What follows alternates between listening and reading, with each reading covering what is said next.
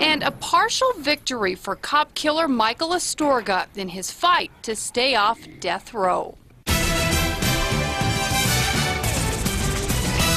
Good afternoon, I'm Kim Baez. New DNA evidence will be allowed during the sentencing phase of convicted cop killer Michael Astorga. That from the state Supreme Court today. But Astorga didn't get what he really wanted. News 13's Diana Salceda is in the Newsplex to explain.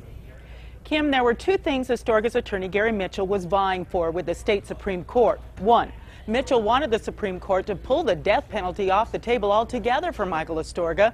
The justices rejected that. The death penalty ban only applies to murders committed after the repeal that went into effect in 2009.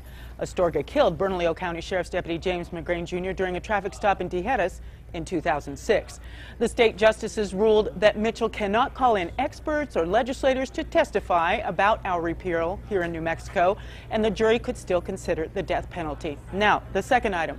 Mitchell wanted to allow new DNA evidence that he says would prove Astorga's innocence.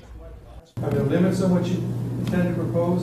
Can you be specific on what you intend to propose? Yes, I intend to propose evidence of innocence based upon new DNA studies, based upon scientific evidence that we have, and based upon additional alibi witnesses that we learned of. The justices ruled that Mitchell could in fact present the new DNA evidence as long as the defense doesn't change its theory concerning Astorga's innocence. Astorga's attorneys have said all along that it was not Astorga but someone else who killed Deputy McGrain. At 5:30, I'll explain why Mitchell says this new DNA evidence backs that up. Back to you, Kim. Okay, thanks, Deanna. Now, sentencing for Astorga was scheduled to begin September 12th, but prosecutors and Mitchell say that could be delayed by weeks because of today's ruling. Now, even if the jury buys Astorga's argument that he is not the killer or that the death penalty would be unfair, he would still get life behind bars.